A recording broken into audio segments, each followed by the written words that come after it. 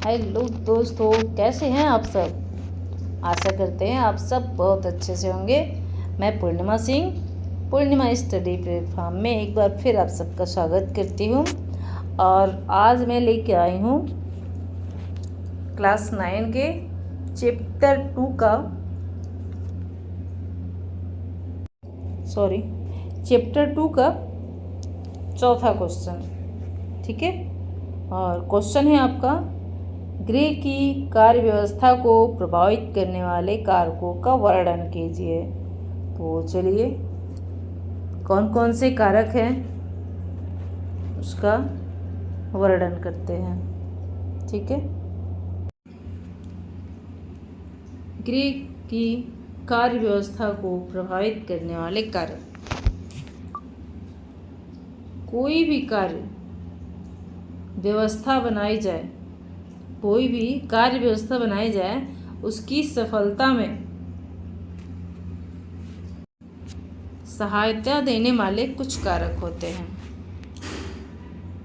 घर की कार्य व्यवस्था को निम्नलिखित कारक जो है प्रभावित करते हैं, जिसमें है गृह की स्थिति।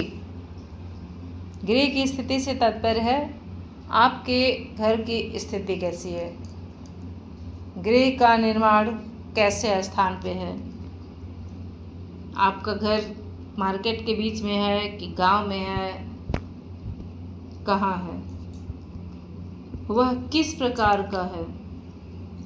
यह दोनों बातें घर की व्यवस्था को प्रभावित करती हैं कि आप घर को किस तरह से सजा रहे हैं, किस तरह से उसको संवार रहे हैं। तो उसके लिए जो है ये दो चीज़ें विशेष प्रभाव डालती हैं कि आपका घर कहाँ है। ठीक है, मैंने वो आपका घर जहाँ है वो स्थान कैसा है, वह किस प्रकार का आपने बनाया है, उसकी डिज़ाइन कैसी है। घर से बाजार, स्कूल, कॉलेज, डाकखाना, बैंक, अस्पताल तथा गृह स्वामी का कार्यस्थल कितनी दूर है, इन सब बातों का प्रभाव भी गृह की व्यवस्था पर पड़ता है। अगर सब कुछ पास में होता है तो बहुत कायदे से आप जो है अपने घर को व्यवस्थित कर लेते हैं। नहीं, दूर अगर आपका वहाँ से अगर जो आप कार्य कर रहे हैं, घर की औरतें या फिर घर का स्वामी जो भी कि अगर काम कर रहे हैं, तो अगर दूर जाना है तो उसके अनुसार हम घर पे अपनी व्यवस्था रखते हैं। चलिए आगे देखते हैं। घर में परिवार के सदस्यों के लिए जितना स्थान है उसके अनुरूप ही कमरों का प्रबंध करना पड़ता है। शौच गृह, स्नान गृह आदि का जैसा प्रबंध होता है, वैसी उनकी सफाई आदि की व्यवस्था करनी पड़ती है। तो ये हो गई आपकी गृह की स्थिति। उसके बाद से दूसरा, परिवार का संगठन। एकाकी परिवार है अथवा संयुक्त। घर में किस आयु के सदस्य हैं, इन बातों को ध्यान में रखकर गृह व्यवस्था करनी पड़ती है। छोटे परिवार में जहाँ एक ओर कार्य कुछ कम रहता है, वहीं दूसरी ओर व्यवस्था का समस्त भार मुख्य रूप से अकेली गृहिणी पर ही पड़ता है। संयुक्त परिवार से कार्य अधिक होता है। अधिकांशतः जो है संयुक्त परिवारों में कार्य जो है अधिक होते हैं और साधन भी अधिक जुटाने पड़ते हैं, किंतु साथ ही गृहिणी को व्यवस्था के कार्यों में परिवार के अन्य सदस्यों की सहायता मिलती है और कुछ कार्यों के भार से उसे पूर्ण मुक्ति मिल जाती है। अतः परिवार का रूप और सदस्यों की संख्या भी गृह व्यवस्था को प्रभावित करता है। आगे चलिए, परिवार का सहयोग। तीसरा है परिवार का सहयोग। अपने समस्त कार्य गृहिणी अकेले नहीं कर सकती, अतः उसे परिवार के अन्य सदस्यों का सहयोग मिलना आवश्यक है। अपनी आयु, क्षमता और योग्यता के अनुसार प्रत्येक सदस्य को गृह कार्यों में सहायता करनी चाहिए। घर में वृद्धा सास साग सब्जी काटने और छोटे बच्चों को देखने में सहायता कर सकती है।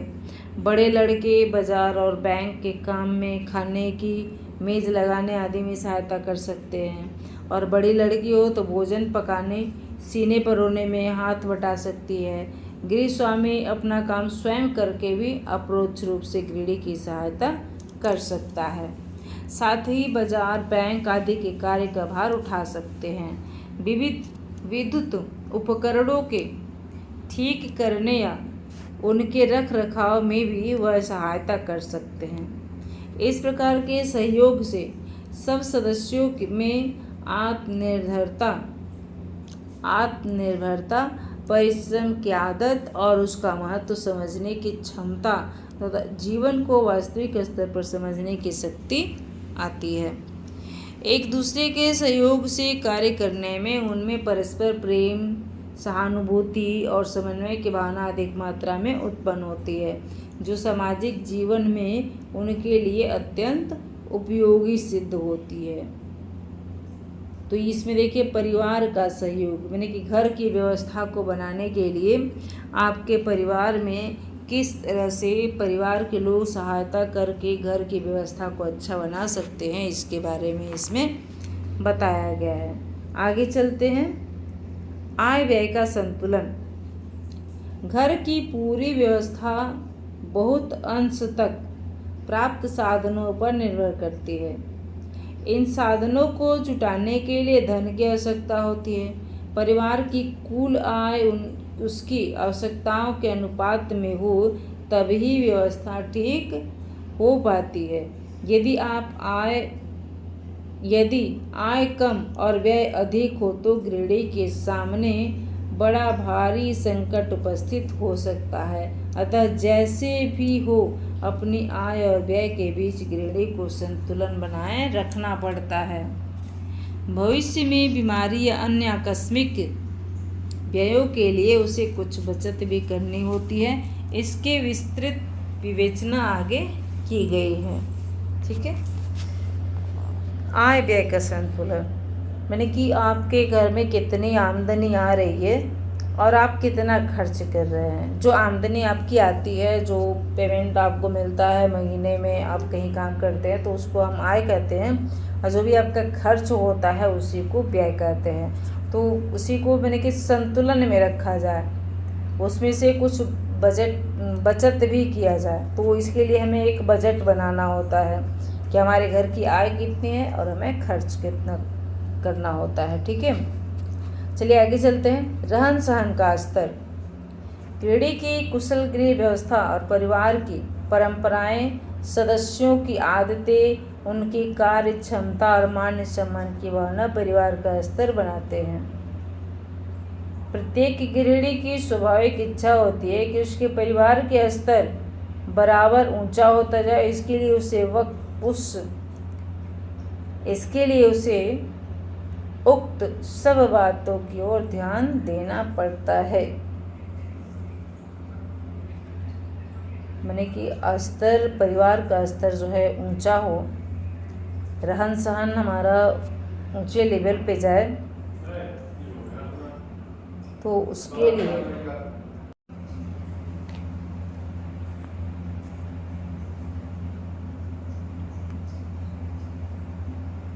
हाँ, चलिए हम लोग कहाँ थे?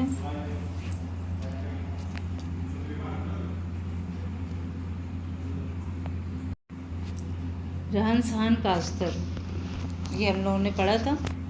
और आगे हमें पढ़ना है उपयुक्त यंत्र, उपकरण और कार्यस्थल। कार्य करने का स्थान और यंत्र उपयुक्त न हो तो भी कार्य कुशलता पूर्वक नहीं किया जा सकता है। यंत्रों से हमारा तात्पर्य केवल आधुनिकतम विद्युत उपकरणों से ही है। कौन कौन आधुनिक यंत्र गृहिणी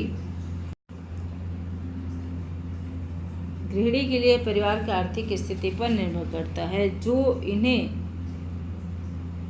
आर्थिक स्थिति पर नहीं करता है, इन्हें जो गृहिणी प्राप्त कर पाती है। माने कि जो भी इस समय उपकरण हमारी सुविधा के लिए होता है, जैसे कि मिक्सर हो गया।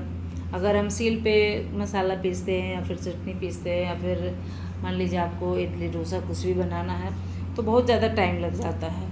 तो अगर हम मिक्सर में पीसते हैं तो हमारा टाइम का बचत हो जाता है। तो ये आर्थिक स्थिति पे निर्भर करता है कि क्या हम उसको ले सकते हैं या नहीं ले सकते हैं। हम गैस पे अगर खाना बनाए तो चूल्हा जलाने का जो समय होता है वो हमारा समय बचता है। हम नहा धो के उसके बाद से तुरंत अपना गैस जला और तुरंत अपना भोजन बनाना शुरू कर सकते हैं। तो उसके लिए क्या गृहिणी के पास उतना पैसा है, उस परिवार में उतना आमदनी है कि हम गैस पे खाना बना सकते हैं, ठीक है। उससे श्रम और समय की बचत होती है। कुकर में अगर हम बना रहे हैं दाल चावल तो उससे भी हमारे समय की बचत होती है।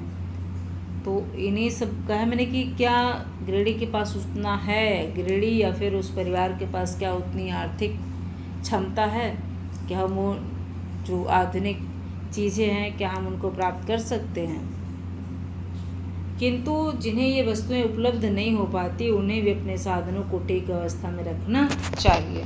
मैंने कि व्यवस्था आपके पास हो या ना हो, हमें अपने व्यवस्था को जो है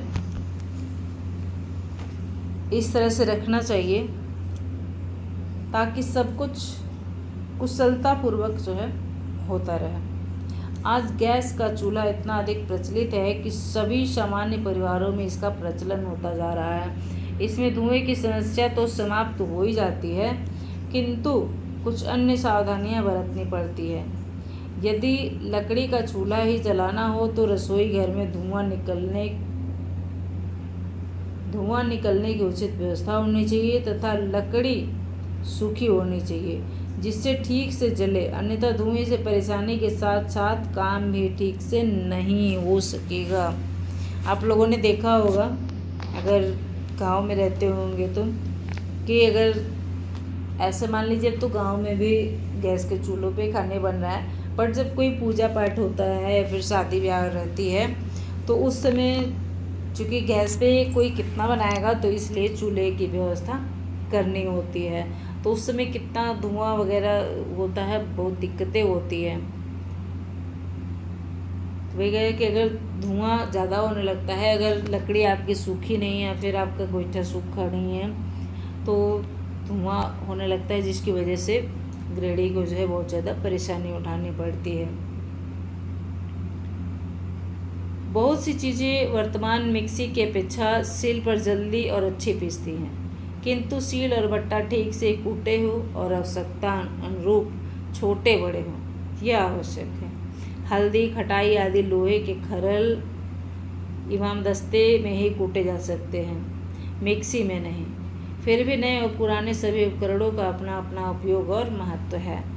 कार्यस्थल का उपयुक्त होना, प्रकाश की उचित व्यवस्था आदि भी कार्य क्षमता को प्रभावित करते हैं। पाक कक्ष के संदर्भ में इनका विस्तृत विवरण दिया गया है। चलिए आगे चलते हैं 7वें पे।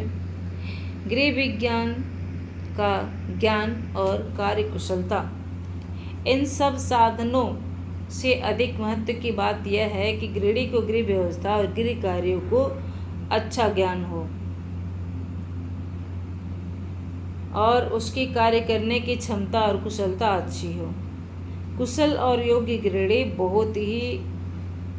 बहुत से साधनों और उपकरणों के अभाव में भी अपना कार्य दूसरे प्रकार से चला लेती है। इसके विपरीत एक फूहड़ और अयोग्य गृहिणी सब कुछ साधन होते हुए भी अपने घर की अच्छी व्यवस्था नहीं कर पाती है। जैसे इस समय आप लोग यूट्यूब पे देख रहे होंगे, आता है एक छोटा सा वो कहानी, क्या होता है उसमें, हाँ, शहर की बहू और गाँव की बहू। उसमें हम लोग देखते होंगे कि जो शहर की बहू है वो थोड़ा एडवांस रहती है पर पूरे घर के जो किचन को एकदम से गंदा करके रखती है, जबकि जो गांव वाली रहती है वो पूरा अच्छे से अपने गोबर से अपने पूरे किचन को लीप कर उसे शुद्ध बनाए रखती है, एकदम साफ सुथरा रखती है।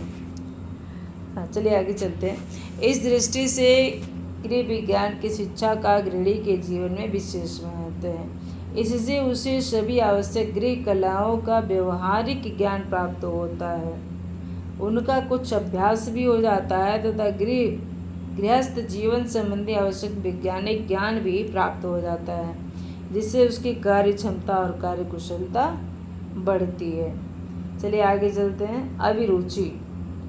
स्त्री की अपनी अभिरुचि का भी उसकी गृह व्यवस्था पर प्रभाव पड़ता है कि उसकी रुचि किस में है, वो किस चीज़ को अच्छे से कर लेती है। ठीक है, खाना बनाने में उसकी रुचि है, अपने घर को सजाने में रुचि है, किस में उसकी रुचि है, उसकी रुचि कलात्मक है या नहीं, वह गृहस्थी के कार्यों में रुचि लेती है या बाहर के कार्यों में, और जीविकोपार्जन में। यह सब बातें भी उनकी गृह व्यवस्था को प्रभावित करती है।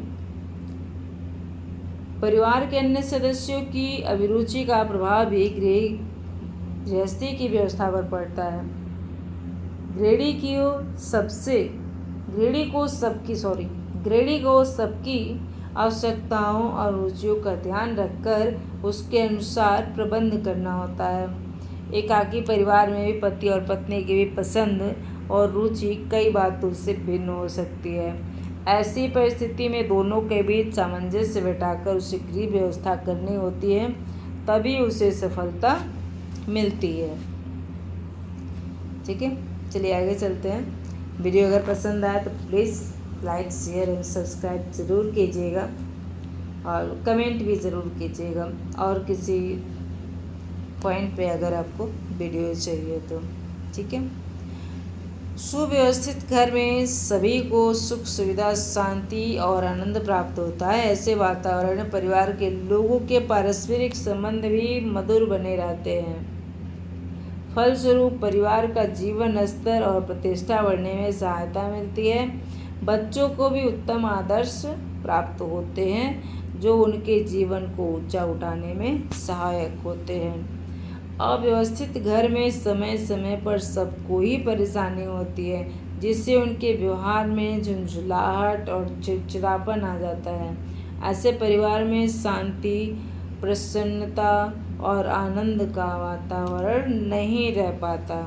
परिणाम स्वरूप बच्चों की शिक्षा अच्छी नहीं हो पाती और उनके चरित्र का निर्माण भी उचित दिशा में नहीं होता है। धन्यवाद। वीडियो अगर पसंद आए तो please like share and subscribe ज़रूर कीजिएगा। बहुत बहुत धन्यवाद आप लोगों का वीडियो को अभी तक वॉच करने के लिए। आप सबका बहुत बहुत धन्यवाद।